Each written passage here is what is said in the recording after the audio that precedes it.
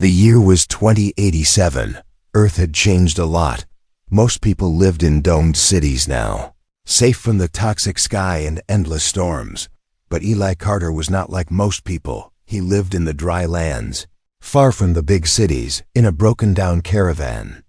Near the Nevada dust zone, he worked alone as a mechanic, fixing old machines, crashed drones, and solar trucks.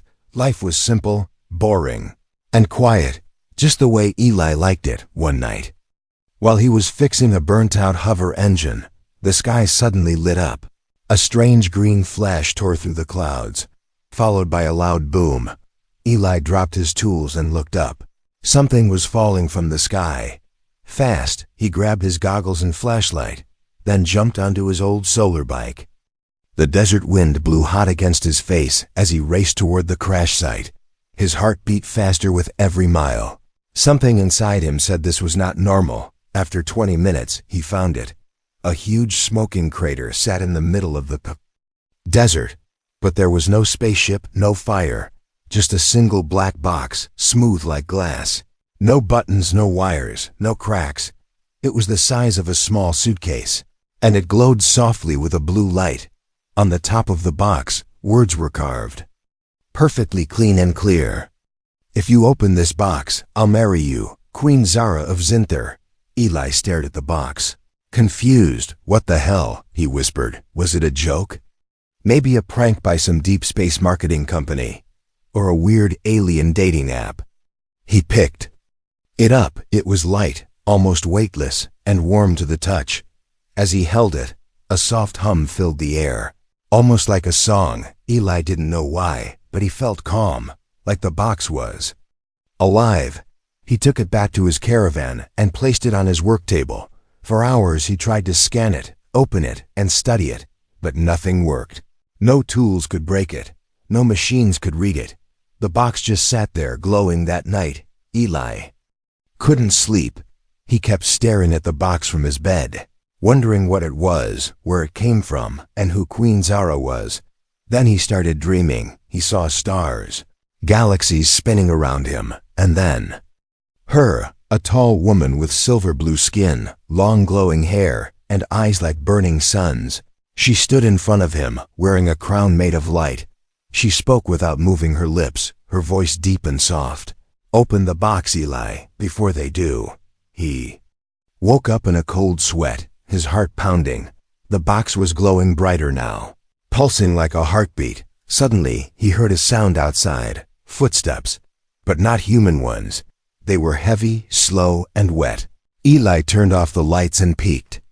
Through the curtain, shadows moved across the sand, tall figures with strange armor and glowing eyes. Aliens, and they were searching. He grabbed the box and hid it inside a metal locker under the floor. He didn't know what was going on, but he knew one thing. They were looking for this box, and they were not here to talk. He held his breath. As one of them stopped outside his caravan, the creature sniffed the air, growled softly, then moved on. After hours of silence, the sun finally rose. The aliens were gone. For now, Eli sat on the floor, staring at the locker. The box had nearly gotten him killed, but still, something about it called to him, like a voice deep inside his mind, whispering again and again, "Open the box, open the box, open the box." But Eli didn't move. He had a choice to make. Open the box and risk whatever came with it, or leave it closed and wonder for the rest of his life. He reached for the locker, his hands shaking. His fingers touched the lid of the box, and suddenly, it lit up even brighter, filling the whole caravan with blue light. The top of the box shifted slightly, opening just a crack, and then everything went dark. Darkness surrounded Eli like thick smoke. He couldn't move, couldn't breathe. It felt like he was floating in space, his body weightless. Then suddenly, light, a soft golden light that wrapped around him like warm water. He opened his eyes and gasped. He was no longer in his caravan. He stood in the middle of a giant silver room. The walls were alive, glowing, with strange moving symbols. In front of him was a long glass path floating above the stars. And at the end of it, she stood, Queen Zara, She was more beautiful than his dream had shown. Her skin shimmered like moonlight. Her long hair moved like waves, and her eyes burned with intelligence and sadness. She wore armor made of silver scales, and a long dark cape that touched the floor. "Eli Carter," she said in a voice like music. "You opened the box." Eli tried to speak, but no words came out. His mouth moved, but the air felt thick. She raised her hand, and suddenly he could. "Breathe again. Where am I?" He asked slowly. "In the memory core of the box," she replied. "A small piece of my world stored in light." "What is this box? What do you want from me?" he asked, confused. She walked closer, her eyes locking with his. "That box is not just a message," she said. "It is a key, and also a trap." Eli frowned. "A trap? For who?" "For me," she said softly. "And now, for you." She turned and waved her hand. The stars around them zoomed and shifted, showing a giant alien city burning. Ships were falling from the sky, towers exploding, and creatures screaming. "In the dark, my planet Zinther was attacked by creatures called the Vorn," she explained. "Shadow hunters from the black holes. They destroyed my people, my army, and my future." Eli stared in horror. "Why? Why attack your world?" "They wanted our energy cores," she said. "Our technology was old, but powerful. The box you found, it holds one of the last pure cores left in the galaxy." Eli looked at his hands. "So I'm holding a bomb?" "Not a bomb," Zara said. "A light, a beacon. But to use it, someone must open it willingly." He shook his head. "I don't understand why me. I'm just a mechanic, I'm no hero." She stepped closer, her voice gentle but firm. "The box chose you, Eli. It scanned millions of minds before landing on Earth, and it picked yours. But why say that crazy line? If you open this box, I'll marry you. What kind of message is that?" he asked. Zara smiled for the first time, a sad and broken smile. "Because I needed someone to open it without fear, without greed. Only someone curious, kind, and a little foolish would believe such a message." Eli laughed nervously. "Well, I guess that's me." Her smile faded, and the stars around them turned dark again. "Now listen carefully," she said. "The Vorn have tracked the box to your planet. They will come for you, and they will not stop." Eli's chest tightened. "What do they want from me?" "They want to erase the box," she said. "If they destroy it, all knowledge of my world and its energy will be gone forever. That means my people, what's left of us, will vanish from memory." Eli looked up at her, a mix of fear and determination in his eyes. "So what do I do?" "You protect the box," she said, "until the time is right, and when the signal is clear, you must activate it." He narrowed his eyes. "And how do I do that?" "You'll know," she said with a whisper. "The box will tell you, but remember, Eli, the Vorn will not only come after you, they will try to break you. They'll enter your mind, twist your dreams, and make you doubt everything." The room began to shake, lights flickering. A deep growl echoed through the air. "They found us," she said sharply. "The connection is breaking." "Wait," Eli shouted. "What about the marriage thing? Was that just a trick?" Zara turned to him, her eyes glowing brighter than ever. "If you survive and complete the task, I'll find you again." The last thing he saw was her hand reaching out toward him. Then everything shattered like glass. Eli woke up on the floor of his caravan, sweating, breathing hard. The box was glowing dimly on the table again, quiet but warm. Outside, the wind had stopped. The desert was dead silent. He stood up, checking the windows. Nothing moved. Then he noticed it. A mark on his arm, glowing faintly under the skin. A small symbol, the same as on the box. His body wasn't normal anymore. Something had changed. And in the far distance, far beyond the desert, something was watching. The wind had stopped, but Eli's heart hadn't. It beat harder and faster than ever before, as if it knew something was coming, something terrible. He stood in the middle of his caravan, the glowing box on the table, the strange symbol still. Pulsing on his arm, he had seen war in Zara's memories. He had heard her warning, and now the silence outside was louder than a scream. He grabbed his gear, a flashlight, a metal rod he used as a wrench, a half-working shock pistol. It wasn't much, but it was better than nothing. Then he heard it, a low humming sound from the sky. Not like a ship, not like a drone. It was deeper, darker, like something alive. Ailey looked out the small window and saw them, the Vorn. 3 figures floated above the sand, tall, thin, their bodies wrapped in black smoke. Their faces were hidden behind sharp bone-like masks, and their hands ended in long claws that shimmered like glass under moonlight. They didn't walk, they glided. Their presence bent the air around them. One of them raised its head slowly, as if sniffing. Eli could feel its attention, not just outside, but inside his thoughts, digging deep into his memories. He stepped back, trying to control his breathing. "They're reading my mind," he whispered. The box on the table started glowing again, brighter this time, like it was reacting to danger. Then it spoke, not with a voice, but straight into his head. "Protect the core, Eli. They cannot touch it." He ran to the locker under the floor, opened it, and grabbed the box. As soon as his hands touched it, the box released a pulse, a wave of invisible energy that spread through the desert. The Vorn stopped. They turned their heads sharply, like beasts who had just smelled blood. Then they screamed, not like humans, not even like animals. It was the sound of a black hole opening. It made Eli fall to his knees, covering his ears, crying out in pain. Then impact. His caravan shook violently as the roof tore apart, metal flying everywhere. One of the Vorn dropped through the hole, landing silently in front of him. Its eyes burned red behind the mask, and its body seemed to melt and shift like ink in water. It didn't speak with words. Instead, Eli heard its voice in his brain. "Give the core." Eli forced himself to stand, holding the glowing box tightly against his chest. "No," he whispered. The creature took a step forward, and suddenly the box lit up again. A beam of blue light shot from it, hitting the Vorn in the chest. The creature shrieked and flew back, crashing through the wall and into the desert sand. Eli didn't wait. He jumped on his solar bike and took off into the night. The box sat on his lap, warm and humming, guiding him as he rode across the sand. The sky above him shimmered, and for a brief second, he saw her again, Zara, floating in the stars.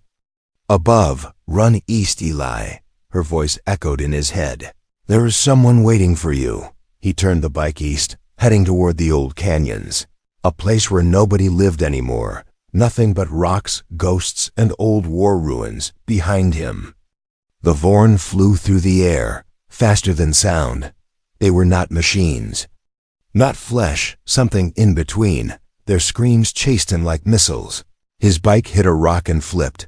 Eli tumbled across the sand, the box still tight in his grip. He lay on the ground, coughing, his arms bleeding. One of the Vorn landed just a few meters away. Its claws rose high, ready to strike, and then, a flash. A blaster bolt hit the Vorn in the head, sending it crashing to the ground. Smoke rose from its mask, and sparks flew from its chest. Ailey turned and saw a figure, standing on top of a ridge. Long coat, glowing rifle, face hidden by a helmet with 3 red eyes. The figure jumped down, firing again at the second Vorn, who screamed and vanished into dust. The third creature hissed and retreated into the sky, disappearing into the dark clouds. The figure walked over to Eli and offered a hand. Eli took it, still shaking. Who are you?" he asked. The figure pulled off their helmet, revealing a woman, not human, part machine. Her skin was bronze with glowing lines running down her neck and jaw. One of her eyes was cybernetic. "The name's Kale," she said. "I'm the last guardian of the core." Eli blinked. "You know about the box?" Kale nodded. "I've been tracking it for years. I failed to stop the Vorn on Zinther, but I won't fail again." She looked at him, her gaze sharp and full of fire. "You were chosen, Eli, not because you're strong, not because you're smart, but because you're still human. And that makes you dangerous. He laughed weakly. I'm just a mechanic. Kale shook her head. You're more than that now. She helped him to his feet. Come with me. We don't have much time. They'll come back, stronger, angrier. But we have something they don't. What? Eli asked. She smirked. You, the box, and one last shot to fight back. As they walked into the canyon, the sky behind them turned red. The Vorn were not gone. They were gathering, waiting and watching, and far above in the stars, something else was waking up. Asterisk. The canyons whispered with wind as Eli followed Kale through narrow paths and rocky tunnels. Each step echoed off the stone, every sound making him turn, afraid the Vorn were behind them again. But the desert was quiet for now. Kale led him to a hidden entrance behind a broken boulder. It opened with a click as she pressed her hand to the stone, revealing a metal door that slid open without a sound. Where are we going? Eli asked. Kale didn't turn. Somewhere safe, somewhere old. The hallway inside was long and dark, lit only by glowing lines in the walls. Alien tech mixed with earth metal, ancient and strange. Eli felt like he was walking through time itself. Finally, they entered a wide chamber underground. Cold air hit Eli's face and his eyes widened. A ship rested in the center of the chamber, not like the ones humans built. It floated a few inches above the floor, smooth and curved like a whale, glowing softly. Symbols on its surface matched those on the box. Kale turned to him, her voice softer now. This was Queen Zara's escape ship, but she never got to use it. Eli stepped closer, still holding the box tightly. You said you were her guardian. What does that mean? Kale looked at the ship, pain flickering in her half-metal eyes. I was her shadow, her last protector when the royal fleet fell. She sent me to Earth to hide the core, to find someone who could carry it without being consumed by it. Eli frowned. Consumed? She nodded. The box is not just a memory core or an energy source. It is alive, not like a person, but like a seed. It connects with the one who opens it, and slowly, it changes them. Eli looked down at the glowing mark on his arm. You mean this? Yes, Kale said, walking closer. You're already bonded to it. It's learning from you, growing, and giving you access to what lies inside. The knowledge of a lost civilization. He swallowed hard. And what if I don't want that? Kale's voice turned cold. You don't have a choice anymore. Eli backed away slightly. Great, I open a box and now I'm part alien. Kale stared at him, serious. You're part guardian now, like it or not, and that means we don't run, we fight. Eli looked around the room, the symbols, the ship, and then back at Kale. You said Zara never used the ship. Where is she now? Is she really alive? Kale walked to a control panel and placed her hand on it. A large screen lit up with a soft buzz. A star map appeared, full of shifting paths and blinking markers. She's not alive in the way you think, Kale said. The Queen placed part of her mind into the box, what you saw, her face, her voice. It's not a recording, it's her soul, saved as light and data.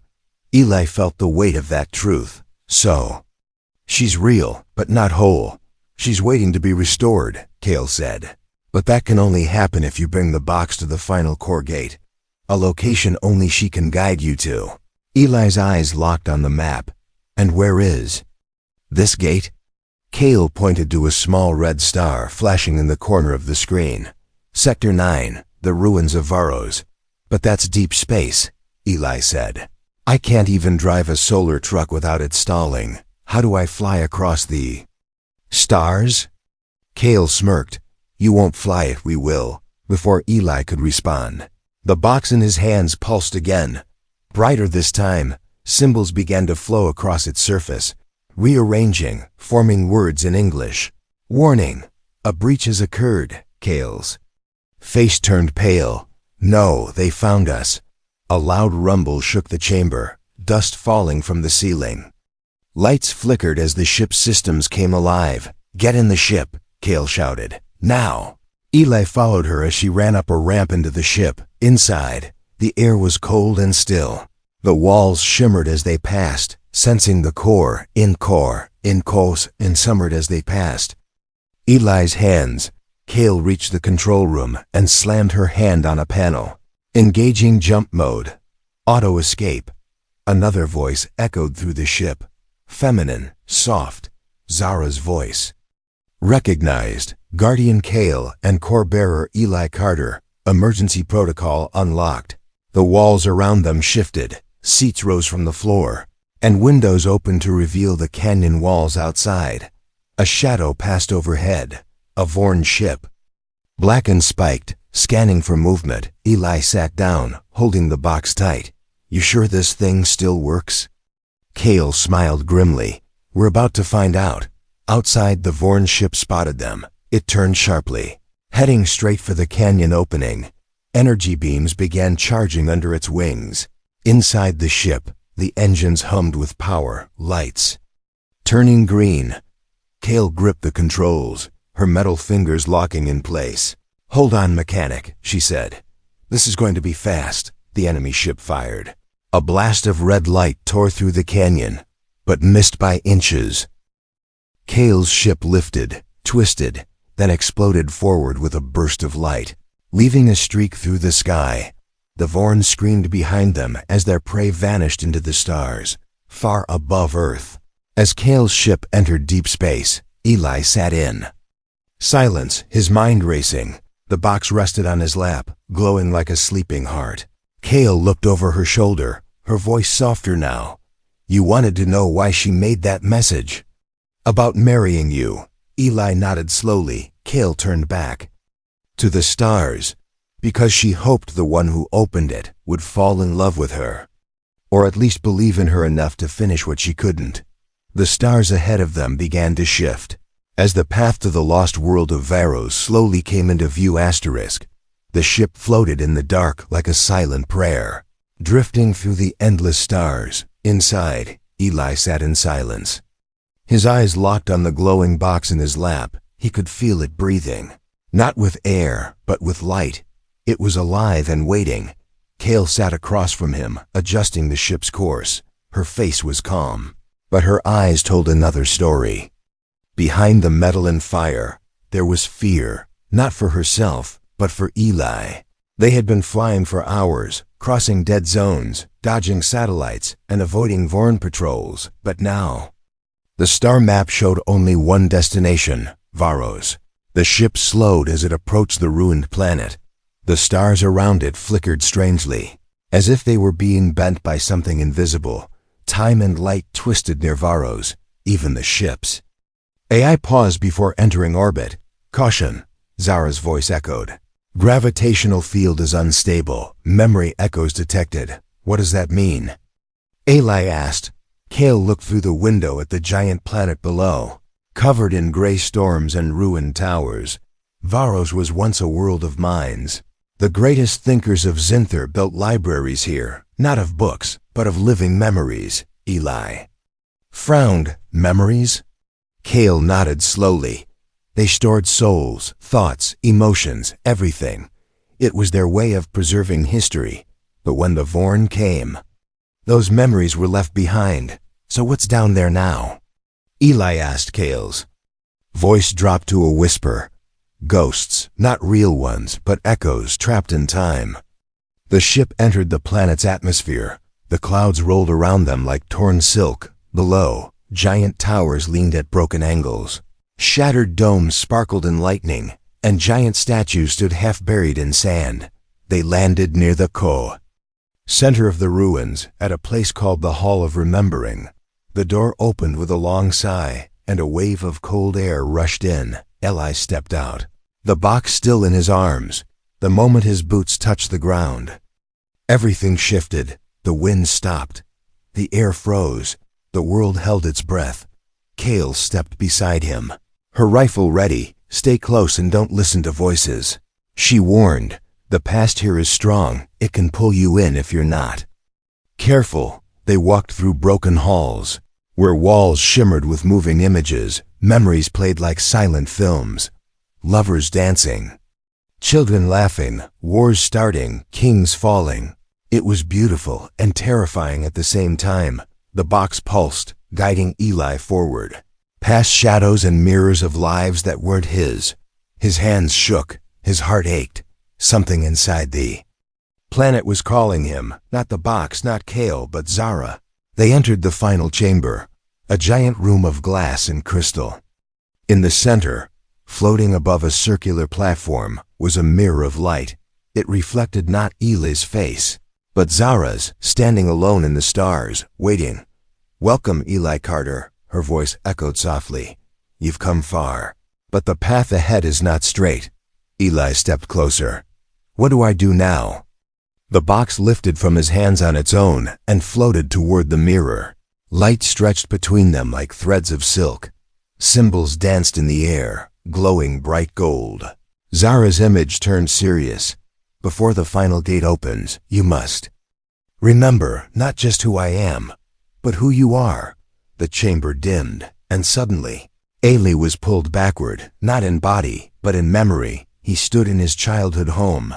His mother smiled at him from the kitchen. His father was fixing a radio. On the table, he smelled oil, heard laughter, felt warm, but knew it wasn't real.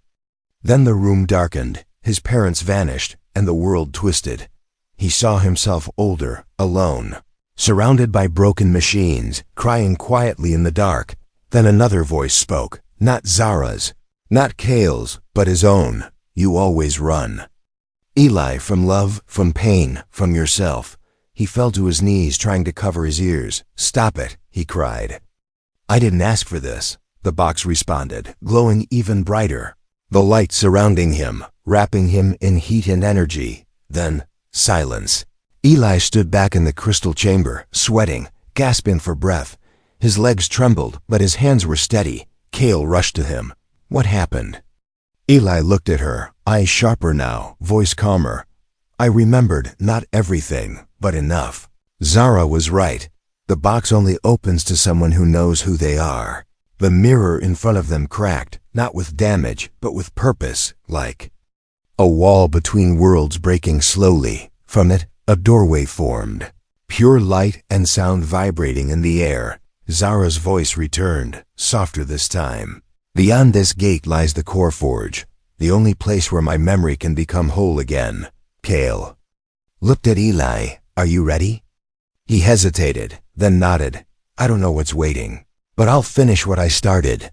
They stepped into the light together, and as they disappeared beyond the gate, the chamber behind them collapsed, the ghosts fading, the memories finally resting, but far above the planet. Hidden behind broken moons, the Vorn were watching. Their ship pulsed with dark energy.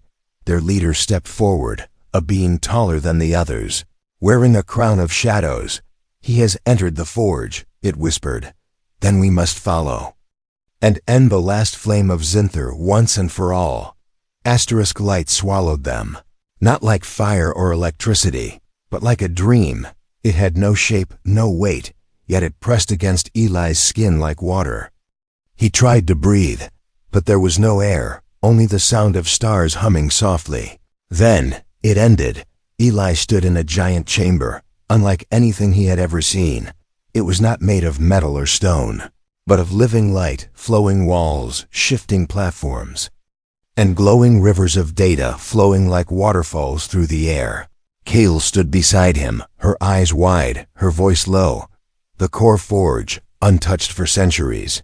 The box floated ahead of them, glowing brighter than ever, its hum syncing with the rhythm of the room above them. Symbols danced across the ceiling like stars, moving in patterns only Zara's people could understand. A voice echoed through the forge, Zara's voice, calm, soft, and endless. "You have come far, Eli Carter. Now you must decide what the future will become."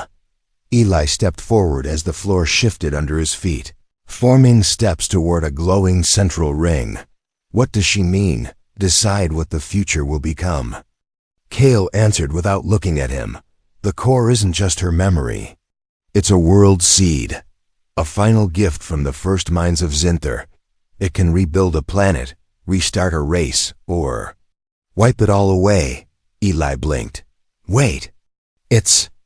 That powerful? Kale nodded slowly. This forge holds enough data energy to recreate Zara, her people, and their entire world. But it can't happen without a mind willing to carry the weight. Eli frowned. You mean like a controller? No, Kale said. Like a sacrifice. Silence fell between them. Eli looked at the floating box, then at the heart of the forge, where the light shimmered like a pulse. So, if I go through with this, what happens to me? Zara's voice returned, warmer now, almost human. You will become the anchor, my soul will return, but yours will not remain the same. Eli's chest tightened. So I die? No, she whispered. You evolve, but who you were will fade. Kale looked at him, her metal hand resting on his shoulder.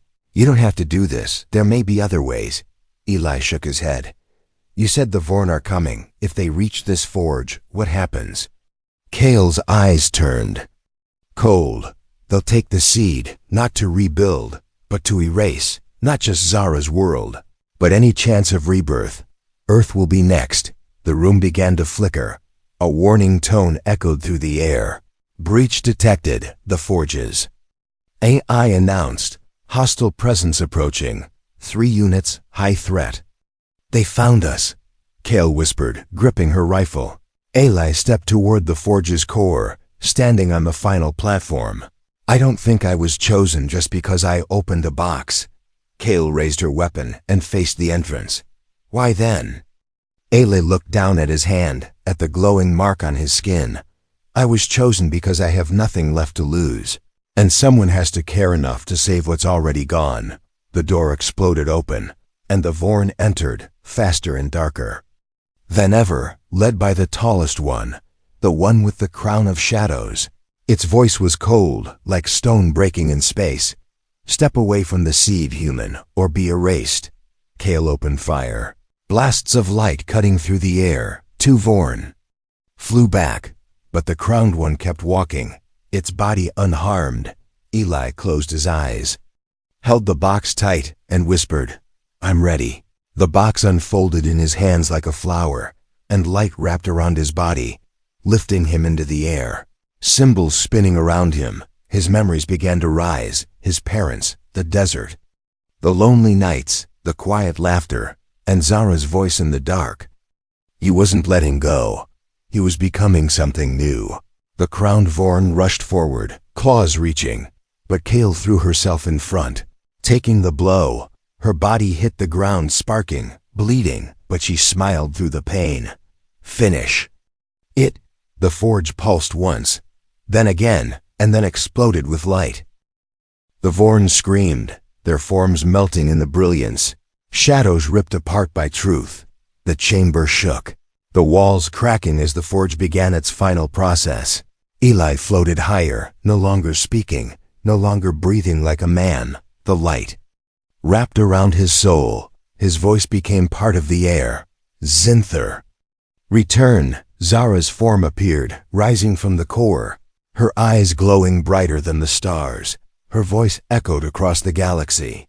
Not loud, but impossible to ignore. I am memory. I am mind. I am the last queen reborn. Kale opened her eyes, her vision blurry. Her voice trembled as she looked at the new being in the light. Eli, is that you? The figure turned, not quite Eli, not quite Zara, but something beautiful in between. He smiled, and his voice was both voices at once. I'm still here, Kale, but I'm more now. I'm everything that was lost, and everything that must protect what remains. The Vorn were gone, the darkness pushed away by a spark older than time. The forge had chosen, and its fire would burn again. Asterisk silence filled the forge, not the silence of death, but the silence after a storm, when the sky is still deciding whether to cry or shine. Kale lay on the floor, her body broken, sparks falling from the cracks in her armor. Her breathing was weak, but steady. She had fought, protected, and survived, and now she looked up at what Eli had become. The being floating above the forge was not just Eli Carter, and not just Queen Zara.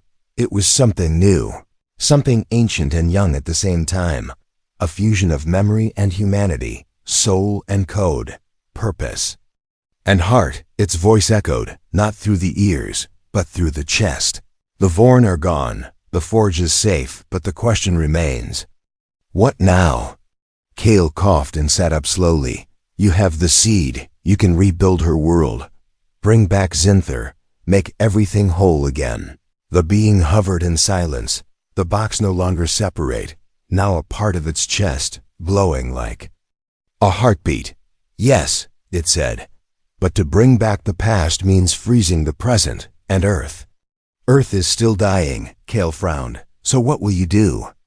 You can't save both.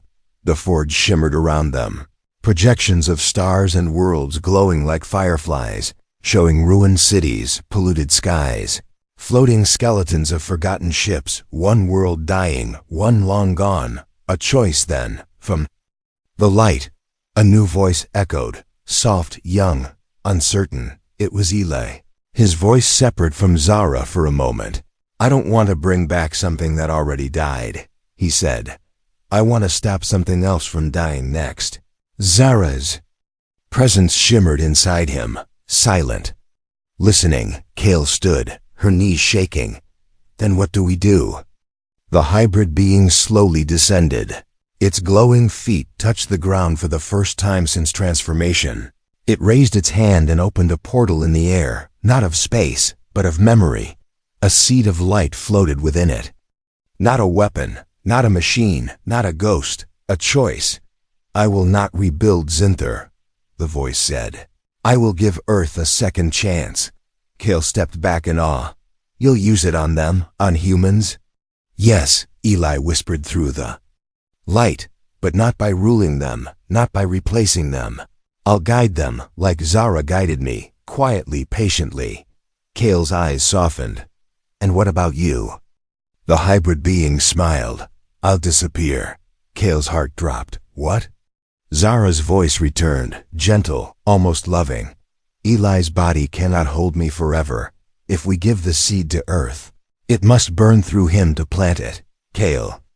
Step forward. There has to be another way. There is not, Eli whispered. But it's okay. I was a mechanic. I fixed broken things now. I'll fix one last thing. A tear slid down Kale's cheek. The part of her that was still human, still scarred by time and loss. You were more than that, Eli. You were light in a dark place. He smiled at her, a flicker of boyish humanity, peeking through the godlike glow. And you were my shield, my friend. He stepped into the heart of the forge again, where the seed pulsed like a sleeping sun. Then he turned one last time. Tell them, he said. I opened the box, and I said yes. The forge exploded with light. A beam of pure memory, pure energy, shot across space, through the blackness, across stars, through old satellites and debris, and finally, toward Earth. It hit the atmosphere not like a weapon, but like rain, gentle, soft, healing. The planet paused, the skies cleared, not completely, but enough to breathe. The waters shimmered. Not perfectly, but clean enough to drink. The plants woke up, the seeds grew faster, the soil healed. Just a little, and the people looked up at the sky. They didn't understand what had happened, but they felt it, a warmth, a spark, a promise, back in the forge. Kale stood alone. The ship was silent, the light dim, the hybrid being was gone. But a small light floated before her, a final message. Stored in the forge's memory banks, she pressed play. Eli's voice echoed one last time. If you ever find someone standing where I once stood, scared, small, unsure, give them a reason to believe like you gave me. And tell Zara. The message paused. I kept my promise.